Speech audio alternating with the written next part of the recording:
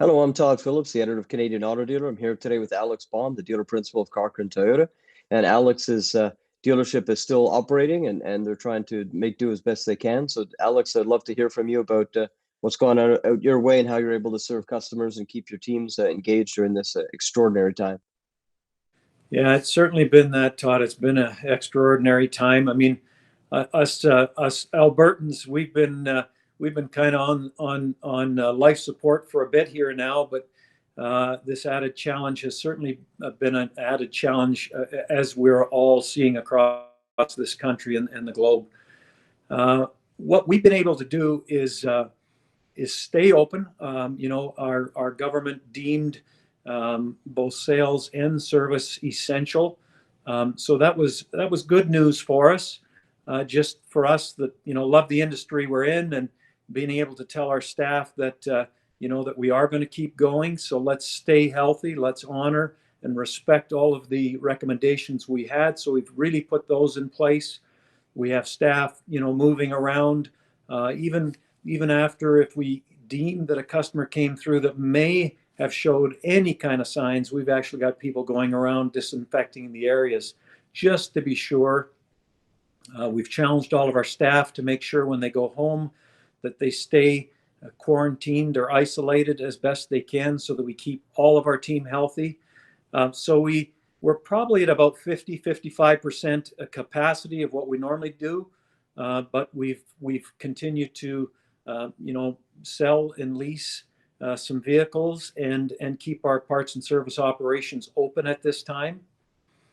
Todd, some of the really good news, just in the last 24 hours was the wage subsidy program, which just really now puts wind in the sails that we have here, in that we can continue to keep our staff, hired, and we'll certainly top them up and keep them all employed because, that's what we do and do well. So if we can keep our team as we know it together, we see that as tremendous news.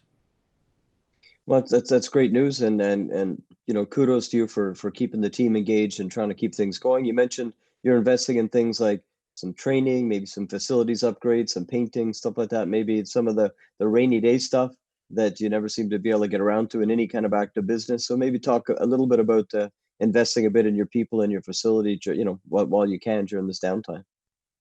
Yes, we've really looked across our skill sets beyond what we know our employees to have, and lo and behold, we've got a couple people on staff that we've always had that turned out to be, borderline professional painters. So we're going to repaint our shop, do that kind of thing, do some housekeeping that we normally don't have an opportunity to do. We've done some community engagement pieces. When the toilet paper thing, our supplier was able to give us quite a bit of toilet paper, which we've been taking to shut-ins and quarantined areas here in our community. And it's become a kind of an exciting thing to do. We've actually run some groceries out to some of our customers, doing various things to keep our staff busy. Our lot supervisor was our professional painter, so he's now come off the lot. And we have a couple of apprentices going out on our lot to keep our cars secure and safe and clean. So we're just doing a little juggling now, but and also training. We always have training that needs to be done that we're always trying to play catch up to. Well, now we're actually getting ahead of that, and taking some specific time in a day for our teams to get all caught up on their online training that more and more is available to us.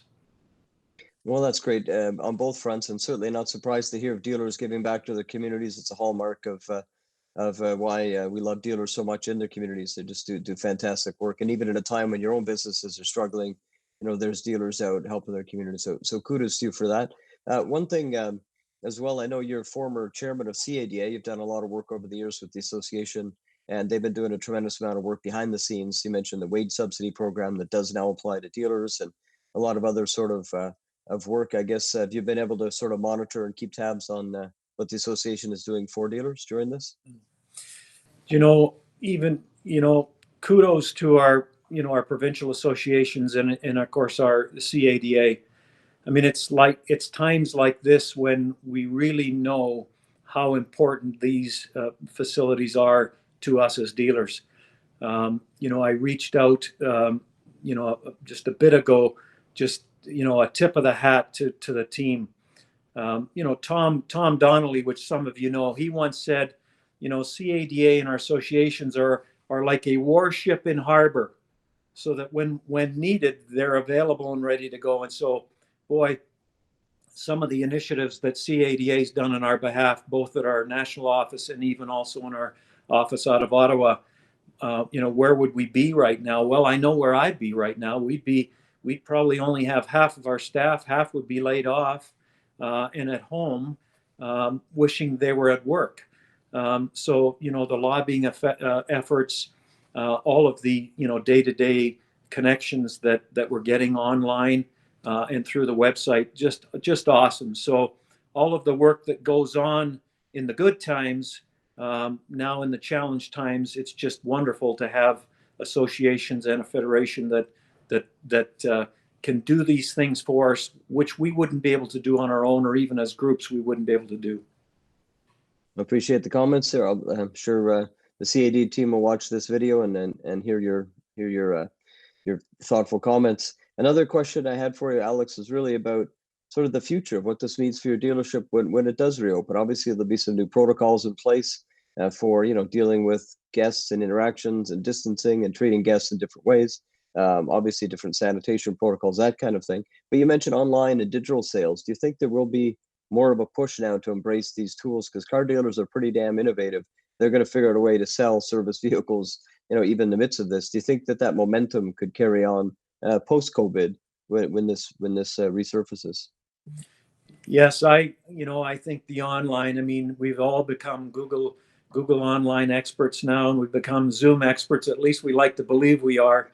And internet and online business will definitely continue to be a big part of what we do. It will be something that's day to day in our businesses, as it was before, but even now, even more enhanced. I think the things that that have changed for me is, I'm a bit of a workaholic. I love what I do, and I've been guilty of coming to work when I should have been home, resting in bed and getting well, and I've been at work. I will honor that differently today than what I've done in the past, and will encourage our staff to take sick days when in fact, it's been take one for the team and get to work type of approach. So that will change moving forward. And I also think, we as a community, in times like this is when we realize how important community is. And we get so involved in what we do day to day that sometimes we forget that it's community that builds our organizations, that keeps us engaged in business. So, there's no question I'll approach it differently, with a little different focus, which I think is a good thing.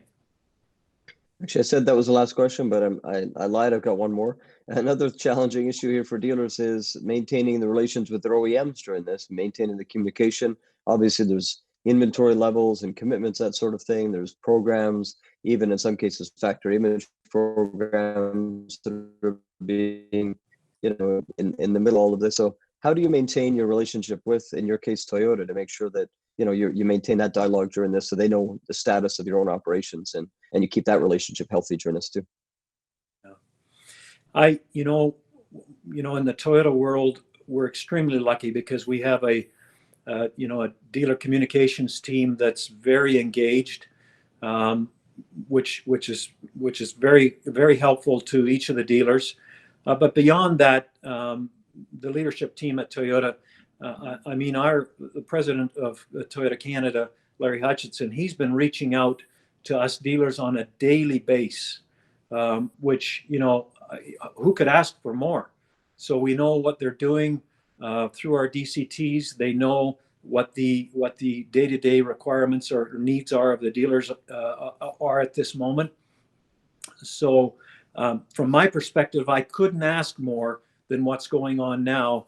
And then what's really encouraging to me is they're also reaching out to the national community. And just from memory, the blood services program that Toyota is involved in now, they're continuing that, not only continuing it, but actually helping them put the focus on that, which is kind of healthy to know that we have a manufacturer that's not only working with us on a daily basis, but actually reaching out beyond our industry to make sure the welfare of Canadians is also in a good place.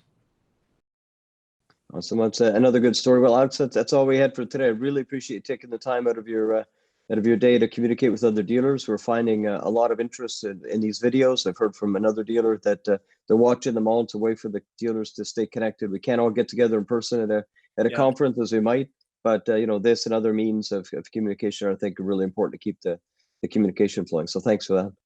You're welcome, Todd, and hopefully we get back to fishing sooner than later. You got it. All right. Bye for now. Signing off.